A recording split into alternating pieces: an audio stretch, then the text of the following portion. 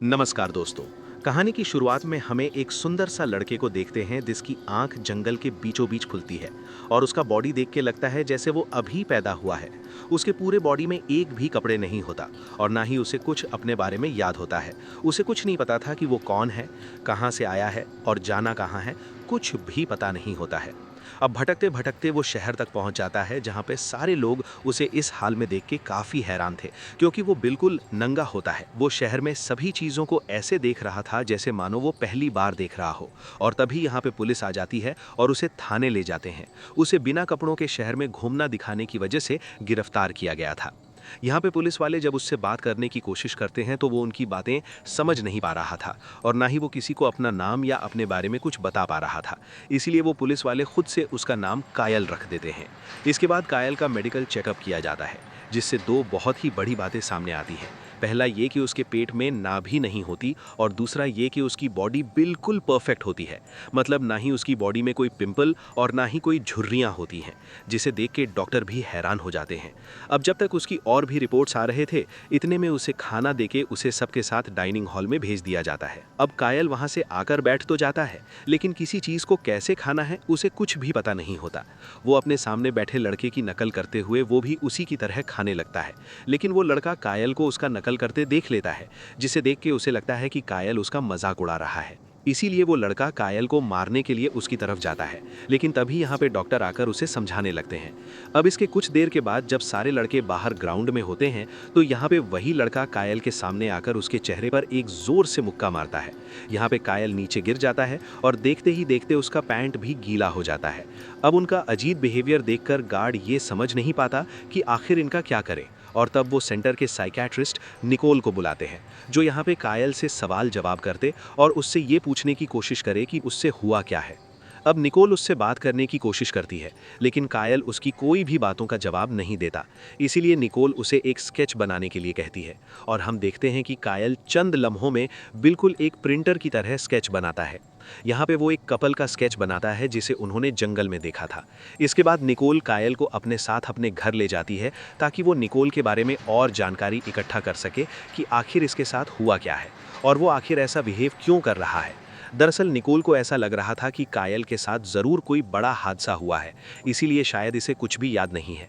अब इसके कुछ देर के बाद हम निकोल की बेटी लॉरी को देखते हैं, जो कि अचानक से एक जवान लड़की को अपने घर में देखकर एकदम हैरान हो जाती है। वो फटाफट से अपने मॉम के पास जाती है, उससे पूछती है कि आखिर ये लड़का कौन है। यहाँ पे निकोल उससे कहती है ये है कि इसका नाम कायल है और ये कुछ दिनों तक हमारे साथ इसी घर में रहेगा। यहाँ पे कायल मानो किसी दूसरी दुनिया में हो, क्योंकि अगर उसे किसी भी चीज़ के बारे में समझा दो तो वो लगातार वही काम करता रहता है। यहाँ पे लॉरी कायल पे ज़्यादा ध्यान नहीं देती, क्योंकि उसका पूरा ध्यान अपने बॉयफ्रेंड से बात करने में लगी रहती है। अब कुछ देर के बाद कायल घर से बाहर जाता है और तभी कायल को किसी दूसरे घर से आवाज़ें आती हैं और वो उस आवाज़ को सुनते सुनते उसी घर में पहुँच जाता है। अब इस घर में वो देखता है जहाँ पे एमेंडा नाम की एक लड़की अपना पियानो बजा रही होती है। यहाँ पे हम देखते हैं कि पियानो की आवाज़ सुनकर कायल के आंखों में आंसू आने लगते हैं, लेकिन उसे ये बिल्कुल भी नहीं पता था कि आखिर उसके आंखों में ये आंसू क्यों चले आ रहे हैं। और तभी अचानक से एमेंडा मुड़ती है, जिसे देखकर कायल यहाँ से डर से भागने लगता है और वो अपने घर के बाथरूम में जाके छिप जाता है। और तभी हम लॉरी के भाई जोश को देखते हैं, जो एक एडल्ट मैगजीन लेके बाथरूम में आ जाता है। यहाँ पे वो बैठकर मैगजीन को देखने लगता है। वो इस बात से अनजान था कि बाथ टब में बैठा एक आदमी उसे अजीब नज़रों से देख रहा है। अब जैसे ही जोश की नज़र कायल पे पड़ती है, वो डर कर वहाँ से भागने लगता है और भागने के चक्कर में उसका मैगजीन सीढ़ियों पर गिर जाता है और तभी उसकी मॉम निकोल को वो मैगजीन मिल जाती है। अब ये देखकर निकोल जोश को काफ़ी डांटती है और तभी इनके दरवाजे को कोई नॉक करता है और जैसे ही निकोल दरवाज़ा खोलती है तो यहाँ पे अमेंडा और उसकी माँ होती है। यहाँ पे अमेंडा कहती है कि तुम्हारे घर ये जो लड़का आया है, पता नहीं ये कौन है, लेकिन ये बिना पूछे मेरे घर में घुस गया था। क्या इससे थोड़ी भी अकल नहीं है? इसीलिए इसे थोड़ा समझा के रखो, ठीक है? यहाँ पे वो अमेंडा को सारी बातें बताने के लिए कहती है, लेकिन ये क्या, अमेंडा तो कायल के आंखों में खोई हुई थी। यहाँ पे ये दोनों एक दूसरे को काफ़ी प्यार भरी नज़रों से देख रहे होते हैं। अब ये देखकर अमेंडा की माँ अमेंडा को लेकर वहाँ से चली जाती है। अब रात को निकोल का हस्बैंड स्टीफन जब घर पे आता है तो यहाँ पे निकोल स्टीफन को कायल से मिलवाती है और उससे कहती है कि ये लड़का यहाँ पे कुछ दिनों तक रुकने वाला है। रात को ये सारे लोग जब बैठकर डिनर कर रहे होते हैं तो यहाँ पे कायल पहली बार बोलता है, लेकिन उसके जुबान से जो पहली शब्द निकली थी वो गालियाँ होती हैं। दरअसल ये बातें उसने डिटेंशन सेंटर के लड़कों से कैप्चर की थी। इसके बाद कायल वही बातें दोहराने लगता है जिसे लॉरी अपने बॉयफ्रेंड से बार बार कह रही थी। अब यहाँ पे सभी लोगों को काफ़ी हैरानी होती है कि लॉरी अपने बॉयफ्रेंड के साथ भागने वाली थी। हम देखते हैं कि निकोल के दोनों बच्चे कायल से काफ़ी ज़्यादा गुस्सा है क्योंकि वो उन दोनों का पोल खोल रहा था। इसके बाद हम देखते हैं कि जोश जब अपना हार्ड वर्क कर रहा होता है तो वो कायल को कुछ सवाल करने के लिए कहता है। तो यहाँ पे कायल बिना किसी दिक्कत के सभी सवालों का जवाब तुरंत दे देता है। अब उसकी इस टैलेंट को देखकर निकोल और जोश दोनों ही हैरान हो जाते हैं।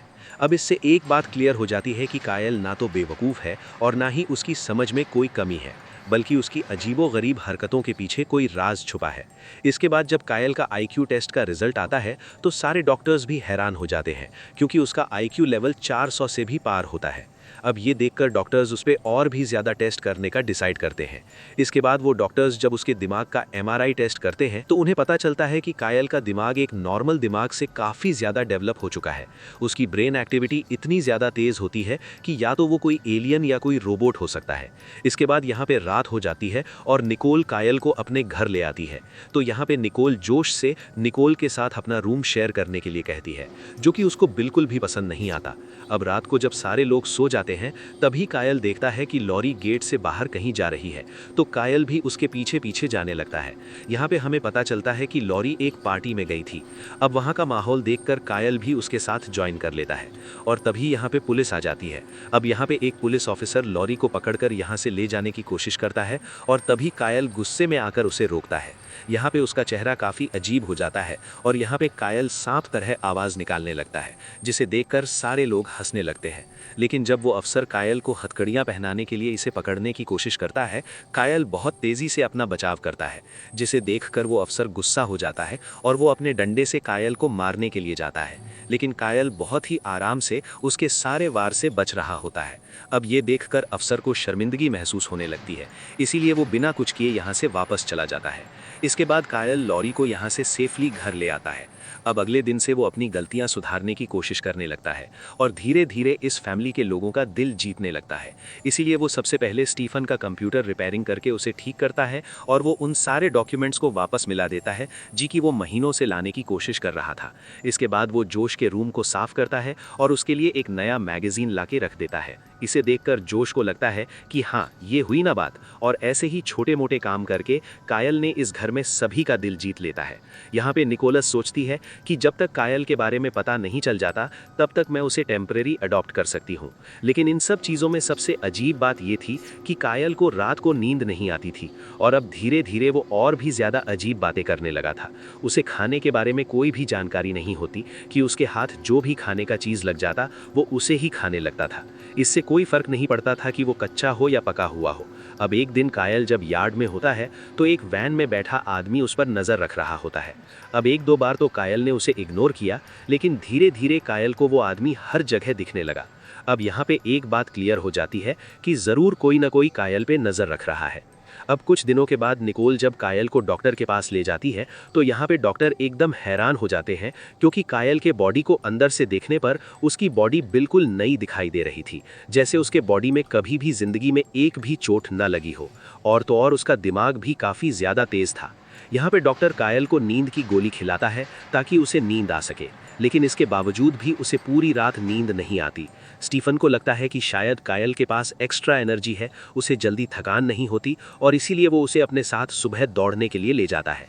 स्टीफन इससे पहले एक रनर रह चुका है, उसे यहाँ पे ऐसा लगता है कि ऐसा करने से कायल जल्दी ही थक जाएगा, लेकिन भागते भागते स्टीफन खुद थक जाता है, लेकिन कायल बिल्कुल भी नहीं थकता। माफ़ी चाहूँगा दोस्तों, वीडियो अगर आपको पसंद आ रही हो तो दोस्तों प्लीज़ चैनल को सब्सक्राइब कर बेल आइकन को ऑल पर क्लिक करें। इन दोनों की बातें कायल भी सुन रहा होता है, जिसे सुनकर कायल को काफ़ी बुरा लगता है, इसीलिए वो बिना किसी को बताए घर से भाग जाता है। स्टीफन उसे ढूंढने की काफ़ी कोशिश करते हैं, लेकिन कायल उसे कहीं नहीं मिलता और तभी निकोल को वहाँ पर कायल द्वारा बनाई गई कुछ स्केच दिखाई देती है और इस स्केच में जो जगह बनी थी निकोल उस जगह को जानती है। इसीलिए ये लोग बिना वक्त गवाए अपनी टॉर्च लेकर उसी तरफ निकल जाते हैं और फाइनली इन लोगों को कायल वहाँ पे मिल जाता है। यहाँ पर वो आसमान की तरफ देख रहा होता है। इसके बाद ये लोग कायल को लेकर अपने घर वापस आ जाते हैं और यहाँ पर स्टीफन कायल से सॉरी कहता है। अब इसके बाद कायल को वहाँ पे एक रेडियो मिलता है जिससे कुछ आवाज़ें से आ रही थी और ये आवाज़ें कायल को काफ़ी अच्छी लगती है और आज पहली बार कायल को नींद आ जाती है। अब अगली सुबह निकोल के पास पुलिस की कॉल आती है जो बताते हैं कि जहाँ पे हमें कायल मिला था वहीं पर हमें एक डेड बॉडी का कंकाल मिला है। पुलिस का मानना था कि कायल एक कातिल भी हो सकता है, इसीलिए तुमसे जितना हो सके तुम मुझसे दूरी बना के रखना। वहीं हम एजेंट टेलर को देखते हैं जो कायल से बात करना चाहता था, लेकिन यहाँ पर निकोल वो किसी तरह बात को टाल देती है। अब अगली सुबह जैसे ही कायल सोकर उठता है तो वो यहाँ पे टीवी देखने का कोशिश करता है, लेकिन उसकी टीवी में सिग्नल नहीं आ रहे होते हैं।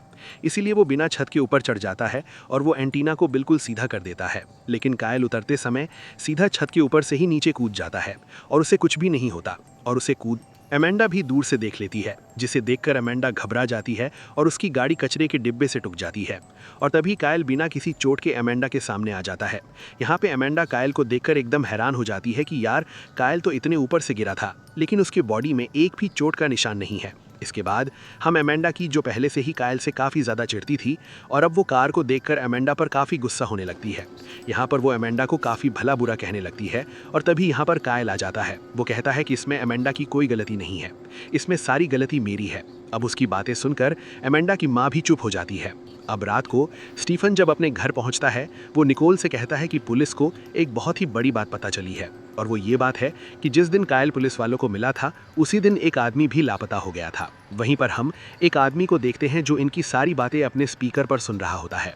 अब अगली सुबह निकोल जब अपने घर की साफ सफाई कर रही होती है तो उसे वहां पर कायल द्वारा बनाई गई कुछ स्केचेस मिलती है, और इन सारे स्केचेस में एक स्केच मिलती है और इन सारे स्केचेस में एक पैटर्न जुड़ा हुआ होता है। और जब निकोल उन सारे स्केचेस को जोड़ के देखती है तो उसे यहाँ पे एक सिंबल दिखाई देता है। ये वही सिंबल होता है जो क्राइम सीन पर मिला था। अब ये देखकर एक बात कंफर्म हो जाता है कि कायल भी वहाँ पर मौजूद था और इस केस से उसका कुछ ना कुछ कनेक्शन ज़रूर हो सकता है। वहीं दूसरी तरफ हम अमेंडा को देखते हैं जिसको लाइफ गार्ड का नौकरी मिल जाती है। वहीं पर हम कायल को देखते हैं जो अमेंडा को काफ़ी लाइक करता है और उसे इम्प्रेस करने के लिए पानी में कूद जाता है, लेकिन यहाँ पे कायल पानी में सच में डूबने लगता है, इसलिए सही टाइम पर आकर उसका जान बचाती है। अब ये देखकर वहाँ मौजूद सारे लोग कायल पर हंसने लगता है। अब उसी शाम को कायल को देखने के लिए अमेंडा उसके घर आती है, ये चेक करने के लिए कि कायल ठीक है या नहीं। लेकिन जब उसके रूम में जाती है तो उसे पता चलता है कि कायल यहाँ तो है ही नहीं, और यहाँ पे अमेंडा को भी कायल के सारे स्केचेस दिख जाते हैं, और उन सारे स्केचेस में अमेंडा के भी बहुत सारे स्केचेस था, और ये सारे के सारे स्केचेस कायल ने बनाए थे। यहाँ पे अमेंडा को लगता है कि शायद कायल उसे अंदर ही अंदर से प्यार करता है। अब अगली सुबह हम अमेंडा को कायल को तैरना सिखाते हुए देखते हैं, और देखते ही देखते कायल एक प्रोफेशनल की तरह तैरने लगता है, जिसे देखकर अमेंडा का भी होश उड़ जाता है। इसके बाद अमेंडा कायल को अपने पास बुलाती है, उससे कहती है कि कल मेरे घर मेरे पेरेंट्स नहीं रहेंगे तो तुम मेरे घर आ जाना, मैं तुम्हें कुछ दिखाना चाहती हूँ। अब अगले दिन कायल जब अमेंडा से मिलने के लिए उसके घर जाता है तो यहाँ पे अमेंडा अपने फादर के द्वारा बनाए गए कुछ स्केचेस उसे दिखाती है। हैरानी की बात ये थी कि उनके और कायल के बहुत ही ज़्यादा सिमिलर होते हैं। यहाँ पर कायल सोचता है कि वो अमेंडा के लिए बहुत ही अच्छा एक सरप्राइज बनाएगा, इसीलिए वो अमेंडा के फादर और अपने स्केच मिलाकर एक बहुत ही अच्छा पोर्ट्रेट बनाता है, और अब बस उसे थोड़ी बहुत हिम्मत जुटाकर ये गिफ्ट किसी तरह अमेंडा को देना था। अब रात को कायल जोश के साथ एक पार्टी में जाता है जहाँ पर अमेंडा भी आने वाली थी। अब जैसे ही यहाँ पर अमेंडा आती है और जैसे ही कायल देखता है, और ये कायल के अरमानों में पानी फिर जाता है, क्योंकि अमेंडा अपने साथ अपने बॉयफ्रेंड को मिलाई थी। अब ये देखकर कायल के दिल टूट जाता है, क्योंकि वो भी अमेंडा से प्यार करने लगा था, इसीलिए उसने जो अमेंडा के लिए स्केचेस बनाई थी वो उसे पानी में फेंक देता है, और उस रात कायल से सो नहीं पाता। अब अगले दिन निकोल कायल से कहती है कि उसने अपने एक दोस्त को बुलाया है जो कि हिप्नोटिज्म के जरिए कायल के पुराने यादों को जानने की कोशिश करेगा। यहाँ पर कायल भी उसकी इन बातों से राजी हो जाता है। इसके बाद यहाँ पे सेशन शुरू होता है, और तभी हिप्नोटिज्म के जरिए कायल को एक रात का सीन याद आने लगता है जिसमें दो लोग स्कर रहे होते हैं, जिसमें से एक तो वही आदमी था जो हमेशा कायल पर नजर रख रहा था, जिसका नाम टॉम फोर्स होता है। यहाँ पे हम देखते हैं कि टॉम फोर्स अपने गन से उस दूसरे आदमी को शूट करके जान से मार देता है। अब यहाँ पे कायल हड़बड़ाकर उस आदमी का नाम पुकारता है टॉम फोर्स। अब ये नाम सुनते ही निकोल का दिमाग घूम जाता है। यहाँ पे निकोल कहती है कि जब वो पुलिस स्टेशन गई थी तो उसने वहाँ पे यही नाम सुना था। दरअसल टॉम फोर्स एक नया ऑफिसर है जो कि कुछ ही दिनों पहले इस शहर में आया है, और अब निकोल के दिमाग में हजारों सवाल चल रहे होते हैं। वो कायल से कहती है कि तुमने जो भी अपने सपने में देखा उन सभी चीज़ों का स्केच बना के दे। यहाँ पे कायल भी बहुत ही सावधानी के साथ उस जैसे ही पोर्ट्रेट फोटो बनाने लगता है, और जब ये लोग उस पोर्ट्रेट फोटो को देखते हैं तो उनमें से एक पोर्ट्रेट फोटो उसी आदमी का होता है जिसका जान टॉम फोर्स ने गोली मार के ली थी। यहाँ पे हमें पता चलता है कि इस आदमी का नाम फ्रीडमैन होता है, और फ्रीडमैन एक यूनिवर्सिटी का प्रोफेसर था, और वो ह्यूमन मेमोरी में काफ़ी ज़्यादा एक्सपर्ट भी था। और इस बात से ये कंफर्म हो गई थी कि जंगल में जो कंकाल मिली थी वो फ्रीडमैन का ही था। अब यहाँ पे एक सवाल सामने आती है कि आखिर फ्रीडमैन का कायल से क्या संबंध है। अब इसी सवाल का जवाब जानने के लिए ये लोग उसी यूनिवर्सिटी में जाते हैं। अब यूनिवर्सिटी में पहुंचकर एक बहुत ही बड़ा खुलासा होता है। वहां दीवार पर एक फोटो लगी हुई होती है, जिस फोटो में फ्रीडमैन के सारे स्टूडेंट्स देख रहे थे, जिसमें से कायल भी था। लेकिन जब वहां के असिस्टेंट से कायल के बारे में पूछा जाता है तो उसे कायल के बारे में कुछ भी जानकारी नहीं होती। यहाँ पर वो कहती है कि उसने प्रोफेसर के साथ मिलकर काफ़ी सालों तक काम किया है और इस सफ़र में उसने कभी भी कायल को नहीं देखा। इसके बाद ये लोग कायल का मेमोरी टेस्ट करते हैं और इस मेमोरी टेस्ट में कायल हर टेस्ट में 100% का स्कोर करता है। यहाँ पर वो लेडी एकदम हैरान हो जाती है क्योंकि अभी तक ऐसा कभी नहीं हुआ। यहाँ पर वो लेडी बताती है कि जब मैं प्रोफेसर के साथ काम कर रही थी तो मुझे ये बात पता चली थी कि फ्रीडमैन इंसान के दिमाग के ऊपर एक रिसर्च कर रहा है। उसका ये मानना था कि इंसान अपने दिमाग का सिर्फ 10% यूज़ करता है, इंसान के दिमाग का 100% यूज़ करके दिखाऊंगा। अब उसकी बातें सुनकर हमें भी ये लगता है कि शायद कायल उसके प्रोजेक्ट का हिस्सा रहा होगा, तभी तो वो इतना स्मार्ट है, इतना तेज़ है। और ये भी हो सकता है कि शायद इसी वजह से फ्रीडमैन की जान लिया गया हो। इन लोगों को वहीं कॉलेज में फ्रीडमैन का कुछ डॉक्यूमेंट्स भी मिलते हैं और इन डॉक्यूमेंट्स पर भी वही सिंबल बने होते हैं जो क्राइम सीन पर मिला था। और तो और उस पेपर पर कई जगह एक नंबर बार बार लिखा गया था। अब नंबर्स को देखकर उन्हें ऐसा लगता है कि शायद ये नंबर एक कोऑर्डिनेट भी हो सकते हैं। अब ये जानने के लिए कि ये नंबर्स किस जगह को रिप्रेजेंट करते हैं, ये लोग इंटरनेट पर रिसर्च करने लगते हैं, इसके बारे में छानबीन करने लगते हैं। और तभी लॉरी के पास स्टीफन का कॉल आता है। वो पूछते हैं कि आखिर तुम लोग हो कहाँ हो।